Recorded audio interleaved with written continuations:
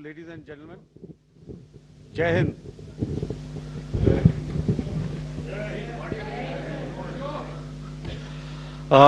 Welcome to this special press conference on Operation Sindoor.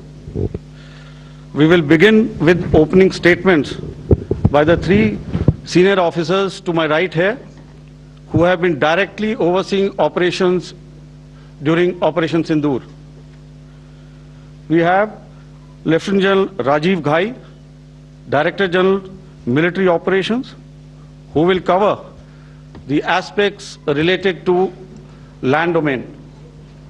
Air Marshal A.K. Bharti, to his right, Director General Air Operations, will provide insights on the air domain. And to my right is Vice Admiral A.N. Pramod, Director General Naval Operations, who will cover aspects on maritime domain. Following their briefings, we will move on to the question-answer session. I now request the DGMO to commence the opening brief. Thank you, Sandeep. A very good evening to all of you, ladies and gentlemen. You are all by now familiar with the brutality and the dastardly manner in which 26 innocent lives were prematurely terminated at Pahalgam on the 22nd of April. When you combine those horrific scenes and the pain of the families that the nation witnessed with numerous other recent terrorist strikes on our armed forces and defenseless civilians, we knew that the time had arrived to make yet another compelling statement of our resolve as a nation. Operation Sindoor was conceptualized with a clear military aim to punish the perpetrators and planners of terror and to destroy their terror infrastructure. What I do not state here, of course, is the often stated determination of India and its intolerance to terror. It set into motion a very diligent and microscopic scarring of the terror landscape across the borders and the identification of terror camps and training sites.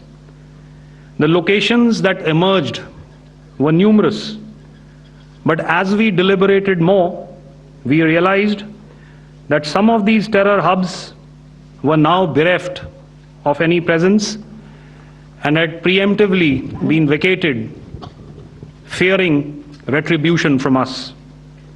There was also a term of reference and our own binding, self-imposed restriction to target only terrorists and thus prevent collateral damage. There were 9 camps that you are now all familiar with, which were confirmed by our various intelligence agencies to be inhabited.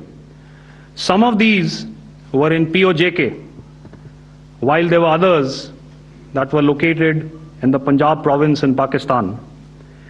Nefarious places such as Muridke, the hub center of the Lashkar-e-Taiba, has over the years bred infamous characters such as Ajmal Kasab and the likes of David Headley. What followed was a careful scrutiny of each of these sinister locations, their layout, configuration, even the type of construction in each structure, and the terrain obtained around these. This was with an obvious intent to deduce and identify the exact vector that was required for their neutralization, as also the eyes in the sky that we would send up to ensure that we brought back evidence that we had indeed targeted what we set out to. The precise images of these engagements on that fateful and historical night have already been showcased during the first press statement on the 7th of May that was helmed by our Foreign Secretary. I have no doubt in my mind that we achieved total surprise, and those strikes across those 9 terror hubs left more than 100 terrorists killed, including high-value targets such as Yusuf Azhar, Abdul Malik Rauf, and Mudassir Ahmed, that were involved in the hijack of IC-814 and the Pulwama blast. The line of control was also violated soon after by Pakistan, and the erratic and rattled response of our enemy was apparent from the number of civilians, inhabited villages, and religious sites such as Gurudwaras that were unfortunately hit by them, leading to a sad loss of lives.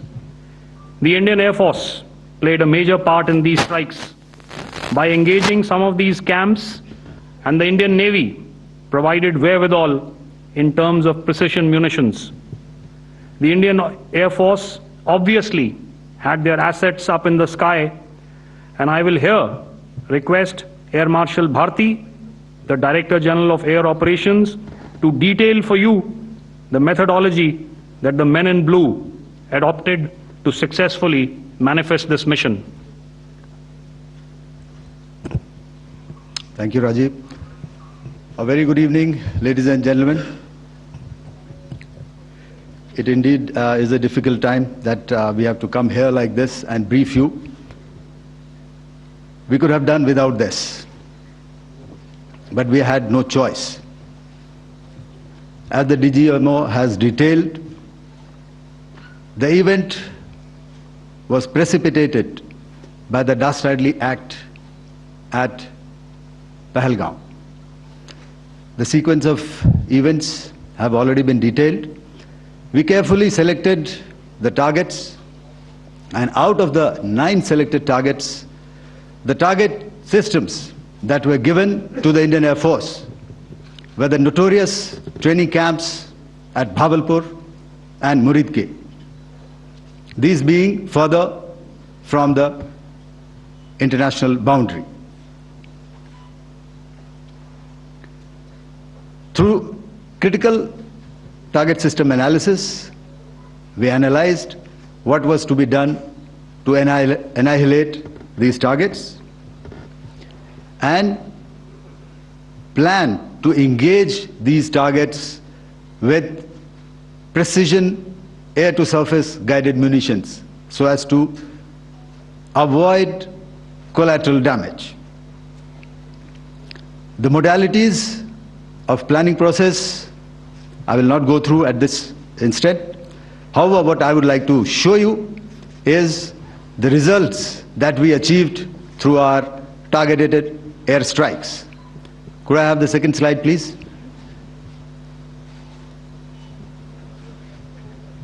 Yeah, change, please.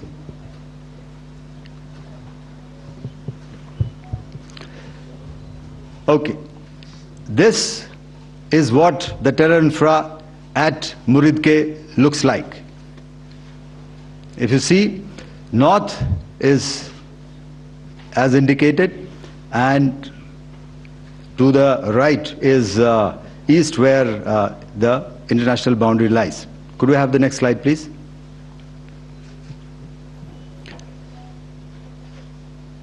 Orientating. Just go back to one slide. Okay. Please have a look at this red building, the series of buildings out here, and this empty ground. Next. If you relate, the empty ground is here, and you see this is the first weapon that is impacting. This is the impact point number 1 on Muridke training camp with our precision guided weapons on early morning 7th. Next, please. Keep your eyes glued for the second weapon coming in and the second impact on the selected target point. Next slide, please.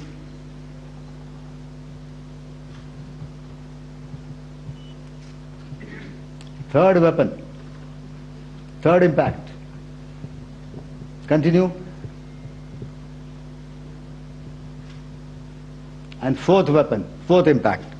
So through these targeted and precision targeting, we addressed the target at Murid Cave, which was the terrain infrastructure. Can you hear me? All right. Okay, I'll come closer to the mic. Now we go to the next target, which is the Bhavalpur training camp. Next slide, please. Okay, just wait. So the effect, if you see, the impact point, if I can point out, this is the impact point. The ammunition has gone through the roof and it has created a blast inside, the photographs of which you would have, all of you would have seen. And the red building, after that there was this double-story building. It has been completely decimated by precision targeting. Next, please. The target system, which was in the north, a series of buildings. I will show you how it looked. Next. Completely destroyed by our precision targeting. Next. Now coming to Bhavalpur, this is the target complex that we are dealing with, a fairly large target complex. So we had to carefully choose the points that we needed to address, which were high value and which would meet our stated objectives of eliminating the terrorists. I would like to draw your attention to this red canopy, and in relation to that I would cover the targets. One target system is a series of buildings here, other one here, and other one out here. Next slide, please. This is how it looked before, and this is how the building looked after the impact of the weapon. And orientation in relation to this red canopy, you can see here. Next, please. Before, next, and after. The roofs have completely collapsed. Next. This is the target system. Next. Precision targeting, and we have achieved our objectives here. Next. All right, so that was what we did on the 7th. Our objective was to address these two terrorist camps, and that we did with precision. And thereafter, we maintained a robust air defense posture, because remember, our objective was to target the terrorists and terrorist infrastructure, not any other infrastructure, not the Pakistani military, not the Pakistani any other infrastructure. So that is what we have maintained on the 7th of May. However, what we saw in the evening of 7th of May, we were saturated with a raid of Pakistani unmanned aerial vehicles and small drones. And these came in waves in our civilian areas, over our military installations, and all of them were successfully intercepted. Few of them did manage to land. However, there was not much damage that they did. And we have our robust counter-US hard kill and soft kill systems which did the job. However, the difference here was that we had targeted the terrorists. The adversary now has targeted our civilians and the military infrastructure. So it had to be responded to. So in a quick and calibrated response, that very night, we struck their radar installations at Lahore and close to Gujranwala, the LYT installation, to indicate to him that we are ready, yet we do not want to escalate. Our fight was with the terrorists and not with the Pakistani military establishment. Thank you. Thank you, Air Marshal Bharti. So, ladies and gentlemen, he's outlined operations not only on the night of 6th and 7th of May, when Operation Sindoor commenced, but also on the subsequent night, Being well aware and familiar with the congenital and impulsive nature of our adversary, and even though we did attempt to reach out and communicate our compulsions to strike at the heart of terror to my counterpart in the immediate wake of Operation Sindoor, the request was brusquely turned down, with an intimation that a severe response was inevitable and in the offing. We were, of course, prepared. Operations on the 7th and the 8th, Air Marshal Bharti spoken about. On the night of 8th and 9th of May, they flew drones and aircrafts into our airspace all across the borders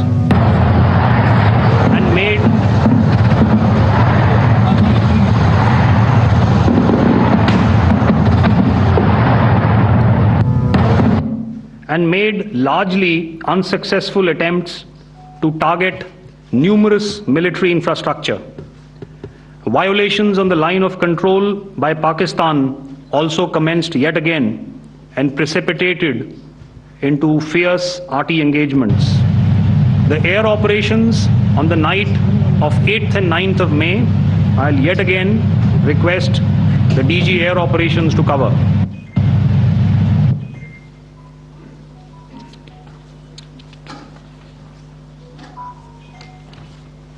So I just covered what happened on the night of 7th and 8th. What we found that on the night of 8th and 9th, starting as early as 22:30 hours, our cities had a mass raid of drones, unmanned aerial vehicles, UCAVs, starting right from Srinagar, going down right up to Nalia.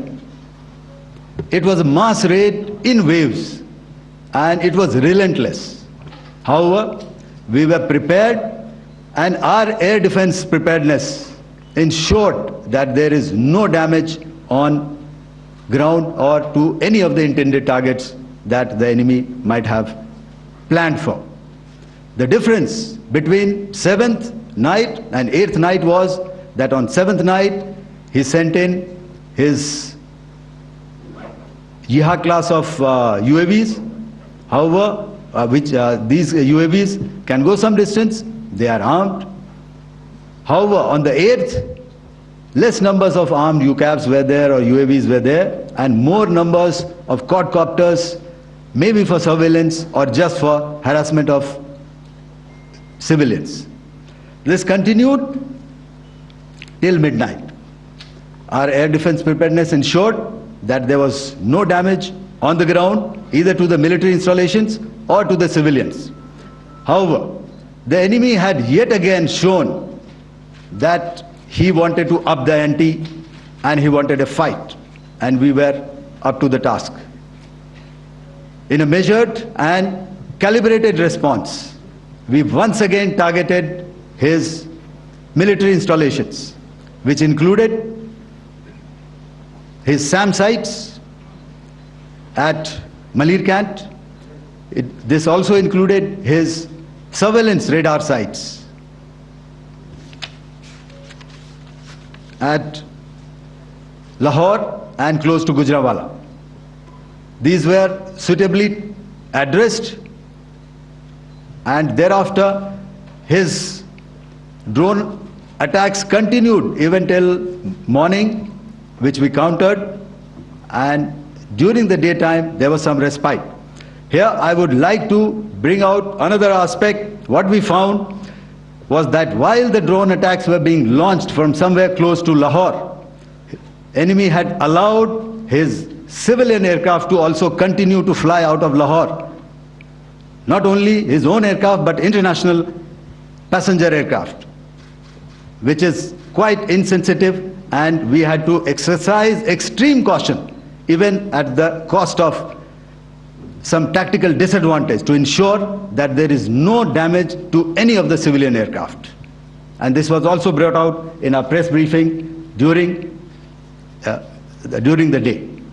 So I will now hand over to my colleague to cover the events of 9th onwards. On land, we also undertook certain measures such as deployment of air defense and electronic warfare assets to establish an integrated grid with the Indian Air Force, and I have seen and heard some of you wax eloquent about the benefits of such an architecture when it comes to negating and combating air intrusions. We also carried out deployment to include movement of our forces in the land, sea, and air domains.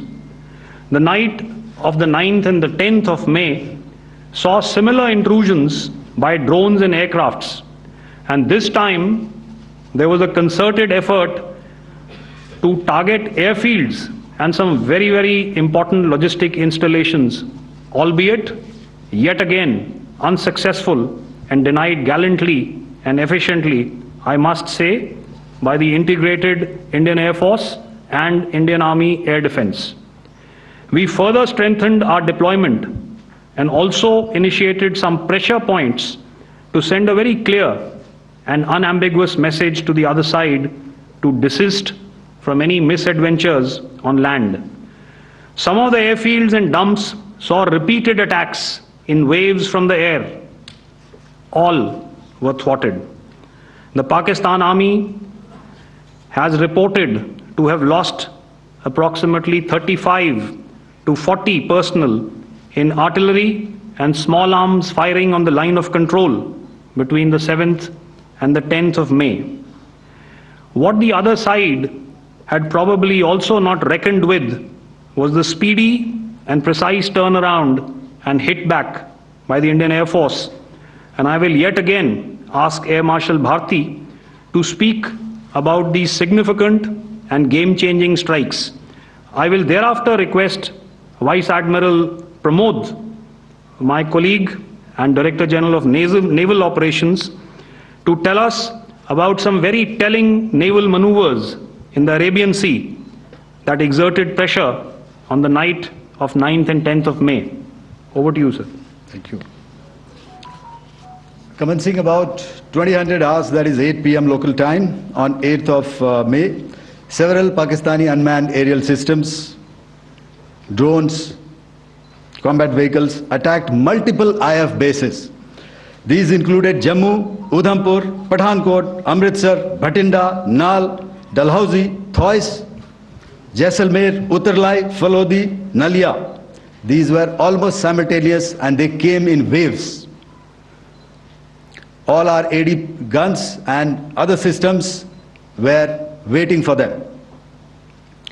All these waves were neutralized by our trained crew using the air defense systems that they have, and also some of them were utilized using our legacy systems like Pechoras and IF Summer, which we have recently acquired, and some were neutralized by the Garud snipers. There was no damage on ground from these incursions and these mass raids, if I could call them, from the Pakistani side. However, following these relentless attacks on our air bases, on our forward positions, and on our civilian targets, this was time to convey some message to our adversaries. And therefore, a decision was taken to strike where it would hurt. And towards that, in a swift, coordinated, calibrated attack, we struck his air bases, command centers, military infrastructure, air defense systems across the entire Western Front. The bases we struck include Chaklala, Rafiki, and mind you, Chaklala is Islamabad, Rahim Yar Khan, Sakar, sending a clear message that aggression will not be tolerated. This was followed by strikes at Sargoda, Bholari, Jacobabad.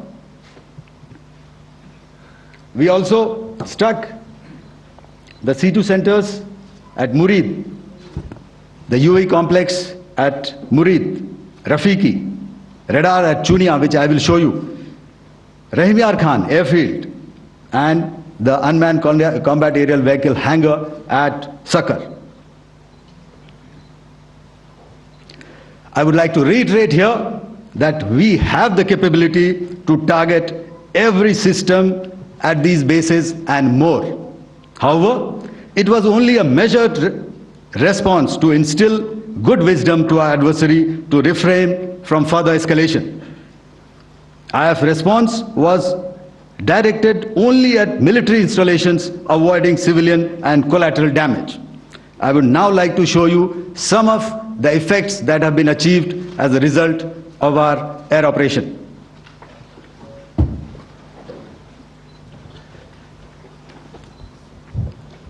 Here is the Pasrur air defense system, if you could see. Zoomed up view, this is the radar mounted on a high tower. And after the strike,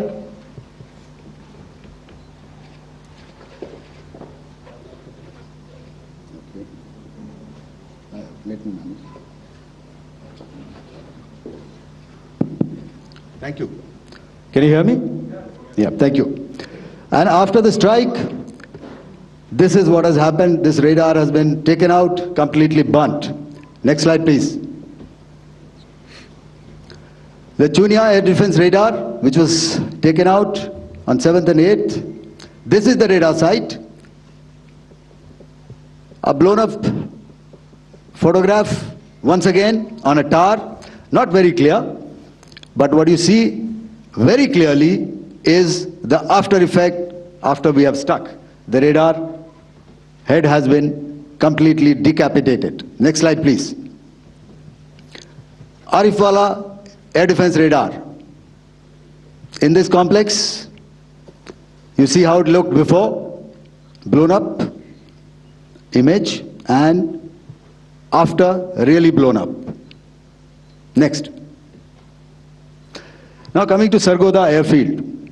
Remember, this is one of their important airfields wherein they have a lot of assets, F-16s, other assets which they keep getting, training institutes.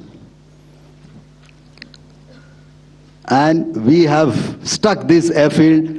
It is not, if you zoom in here, then one impact point here on the runway and second impact point of our weapon, precision weapon on the runway. And if you see this blown up repairing going on, same here. Next. Rahim Yar Khan. This is the area we have struck. A deep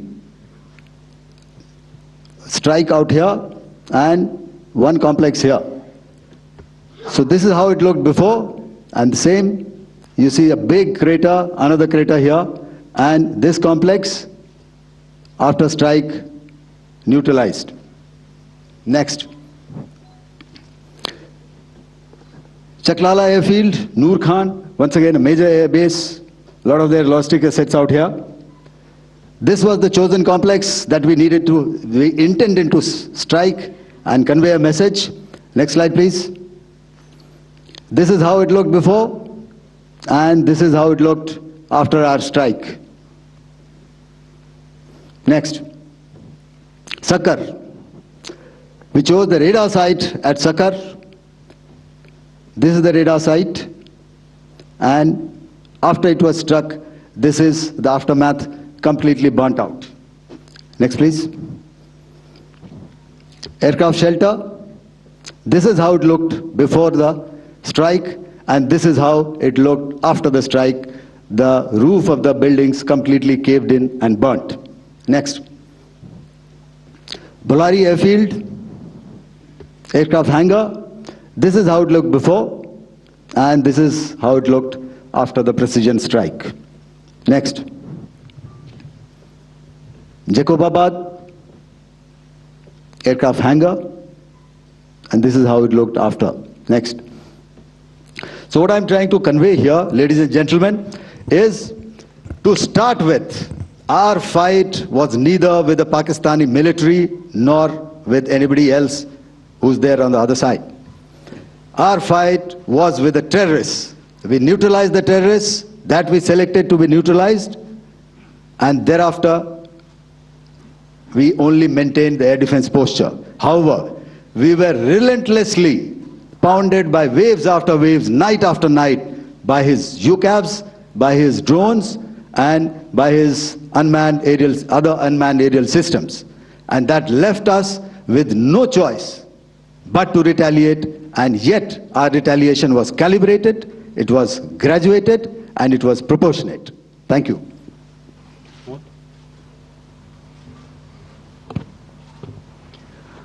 Good evening, ladies and gentlemen.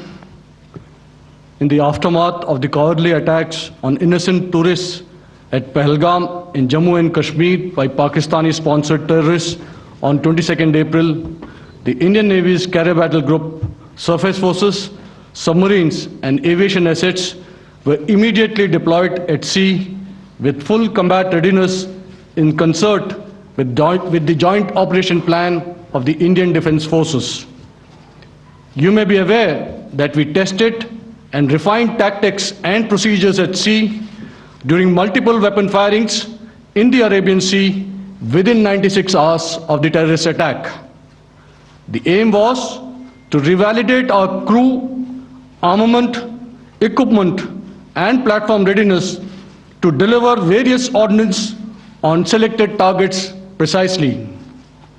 Thereafter, our forces remained forward deployed in the Northern Arabian Sea in a dissuasive and deterrent posture with full readiness and capacity to strike select targets at sea and on land, including Karachi at time of our choosing. The forward deployment of the Indian Navy compelled Pakistani naval and air units to be in a defensive posture, mostly inside harbors or very close to the coast, which we monitored continuously. The Indian Navy maintained seamless maritime domain awareness throughout the duration and was entirely aware of the location and movement of Pakistani units. In effect, we had and continue to have good battle space transparency using our maritime domain awareness grid. As you are aware, our response has been measured, proportionate, non-escalatory, and responsible from day one. Accordingly, the calibrated approach considered all options, including the ability of the Indian Navy for offensive action from and at sea. As part of this escalation control mechanism, the application of force by the Navy was planned in a synchronized manner in coordination with the Army and Air Force, the highlight being teams from the three services working closely in an integrated manner. Along with the kinetic actions by the Indian Army and Indian Air Force, the overwhelming operational edge of Indian Navy at sea contributed towards Pakistan's urgent request for a ceasefire yesterday. As we speak, Indian Navy remains deployed at sea in a credible deterrent posture to respond decisively to any inimical action by Pakistan or Pakistan-based terrorists. Thank you. Samno Varna, Jai Hind. Now I'll hand over to Director General Military Operations for further proceedings. Ladies and gentlemen, on the 10th of May, in the morning, even as we were getting into a huddle to wargame the events of the previous night, a routine exercise, I received a message on hotline from my counterpart in Pakistan seeking my willingness to communicate. Since our initial aim was to strike at terror camps, and all our actions in the subsequent days were in response to the intrusions and violations by the Pakistan Air Force and its army, it was decided that I would indeed speak with my counterpart. You are already aware I've seen it being covered on national television, that my communication with the Pak DGMO was conducted at 15:35 hours yesterday and resulted in cessation of cross-border firing and air intrusions by either side with effect from 1700 hours 10th of May, after he proposed that we cease hostilities.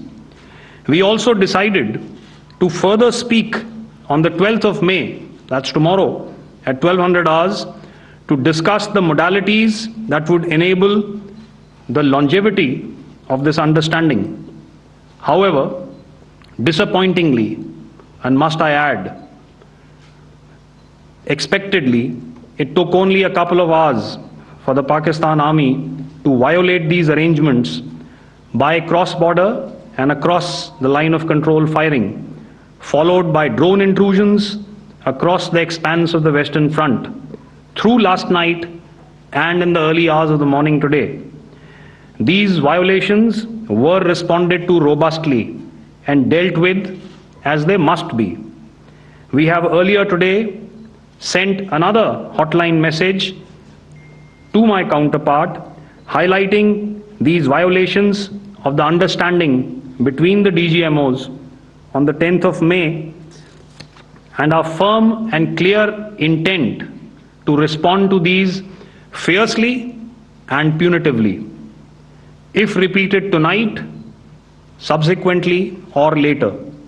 In this regard, I must inform all of you that the Chief of Army Staff has earlier today conducted a security review and has granted full authority to our Army commanders for counter actions in the kinetic domain in case of any violation by Pakistan. In the end, I pay my solemn homage to my 5 fallen colleagues and brothers from the armed forces and civilians who have tragically lost their lives in Operation Sindoor. Our hearts go out to the bereaved families, and we express our solidarity to them in this lifetime and beyond, at this grave juncture in their lives.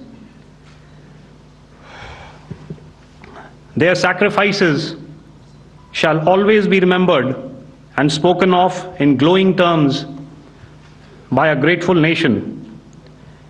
We have thus far, ladies and gentlemen, exercised, and my colleague Pramod highlighted this, immense restraint, and our actions have been focused, measured, and non-escalatory. However, any threat to the sovereignty, territorial integrity, and safety of our citizens will be met with decisive force. Jai Hind.